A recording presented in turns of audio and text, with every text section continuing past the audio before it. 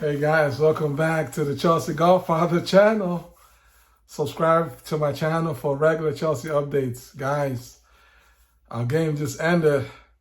Carabao Cup at the Bridge, Chelsea 1, Brighton 0.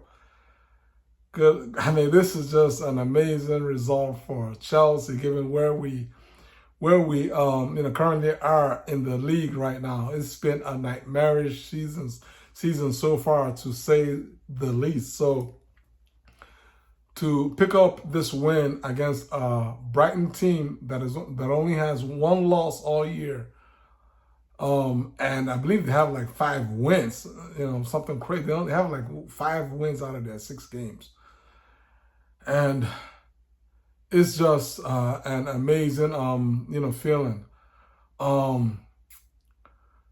Not that I should be happy that we are beating Brighton, but obviously y'all seen where Chelsea has been so far this season. Losing to the likes of Forest, drawing goalless with Bournemouth, and then losing just on Sunday against Aston Villa, and that's in addition to the 3-1 loss to West Ham. We already have 3 losses in the season out of, I believe, 6 games. So it's just a horrific season so far for Chelsea. So, pardon me for being happy, at least for now. Now we as Chelsea fans, we're hoping that this 1-0 win against a very good Brighton team is going to be the trigger for a good run of form, because we are badly overdue for some good news, for some good results. As I had mentioned in my previous video, in my last video, almost nobody watched it. I believe I only have like 6 views. Nobody watched it. Real talk. But in my last video, I'm going to leave a link or a card on top. And, basically I said, listen, for a team that has been, struggling to score goals, Pochettino cannot afford, basically he has nothing to lose, right, by playing 2 midfielders. So as opposed to starting with 3 central midfielders, drop one of those central midfielders. All we need is 2 guys. We have good quality midfielders. Start any of the 2 quality guys that we got, and then that will free up an extra role. And as I mentioned in my previous video, it will free up an extra role to start Cole Palmer, right? To start Palmer. I mean, I'm like, listen, we have nothing to lose at this point. If you don't play him, don't play. I mean, we are literally scored 0 goals in the last 3 games prior to today. And I felt like we needed to just lose one player somewhere on the pitch and add in one more attacking player, preferably in the middle of the park. And that's where Palmer, if not for a horrible lineman that officiated this game, not once but twice, 2 blown calls, Palmer should have had 2 assists, right? Jackson should have had 2 goals. Jackson's second goal from Palmer's assist was waved off. He was onside. He was onside, but it was waved off. And they waved that flag. Why? Because they knew that there was no VAR. Because with VAR is going to correct you. So with VAR, what VAR does is the benefit of VAR, in as much as it is controversial, seemingly more often than not. But one of the few benefits of VAR is offsides, because offsides is just about as objective as it gets, right? So at least you have a fair chance. It's not perfect, but you have a fair chance for a fair or reasonable outcome. In the event that the linesman waves his flag, we just go back to VAR, and that's why if you all notice during Premier League games that these horrible linesmen will keep their flags out because they don't want to look bad on VAR. But now when you don't have VAR, then you got this crazy linesman waving his flag up to wipe out Jackson's second goal and Palmer's second assist, and then he wiped out what probably would have been the killer goal from Breuer. I mean, how do you blow offsides when the player is still in his half? I mean, that's a classic head scratcher. I mean, dude, go back to referee school. Okay, go. This is embarrassing. It's an absolute embarrassment for so-called professional linesman to wave to raise his flag quickly when our player is in his half. He's in his half. It's not about, there's no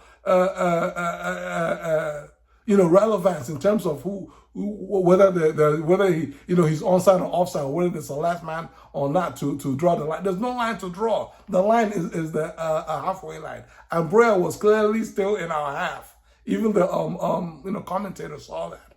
So it's just horrible. Then they have the injury to Chilwell that basically forced us to finish the game with 10 men. That should have been a foul and a yellow card all day. How the referee just let that go, and they almost scored from it, if not for Sanchez save. So it's just like we won in spite of the referees. Chelsea players won against all odds, and this is not a game to be pretty. Listen, this is a game to get the job done kind of game. And hats off goes to Pochettino for putting out a lineup that pretty much nullified and otherwise previously high-flying Brighton team, right? Everybody played well, from all the guys that would normally criticize, like Chilwell. That's his best game in a long time. Chilwell, at surprise, when you start him in his right in his proper position, then he's probably going to play well. And Chilwell played at left back, and he was very good, right? And then Cucurella, endured all of the boos for all of 98 minutes. We already knew they were going to boo Cucurella, they're going to boo Caicedo, and of course they're going to boo Sanchez. All of their former boys they booed, but Cucurella was one of our best players on the day. He played well. He defended one of the best defending performances that I've seen from Cucurella since Chelsea eliminated Dortmund in the Champions League last season. That will tell you how long it's been since Marc Cucurella had a good game. So, but it is what it is. Right now, we're just hungry. We're, desperate. I was happy, pleased to see our boys just hands on deck, everybody fighting, scratching. Brighton was there. Brighton wanted to basically take us down by any means necessary. They fouled our guys. The referee was allowing them to foul and injure our guys, and our guys would not back down. So that it was good to see the old Chelsea spirit back, because it's been missing. It's been missing that Chelsea heart, that Chelsea never say die. Finally, hopefully these group of guys have found it, and it's all about a copy and paste to the next game, right? And again, we're just grateful to see Jackson finally hit the back of the net, because he needed it badly. And as I mentioned in my previous video, he's been just making bad decisions. Why? Because he's been desperate. He was just under pressure, desperate to score. And so hopefully, having scored this goal, He's going to be able to calm down, play a little bit better with his teammates, and that's going to free him up to score more and be of better use to Chelsea FC. Guys, I don't know. I mean, I can talk about every single player. Every single player played well. There's really no need to talk about the formation and all this, that, and the other. This was all about any means necessary win. Our guys found a way to win the game 1-0 against a very, very good Brighton team that was on form, and we, halted them, and they ran into a brick wall at the bridge. Chelsea 1, Brighton 0. How do y'all feel? Comment below, like my video, share, subscribe. Take care. God bless you all. Peace.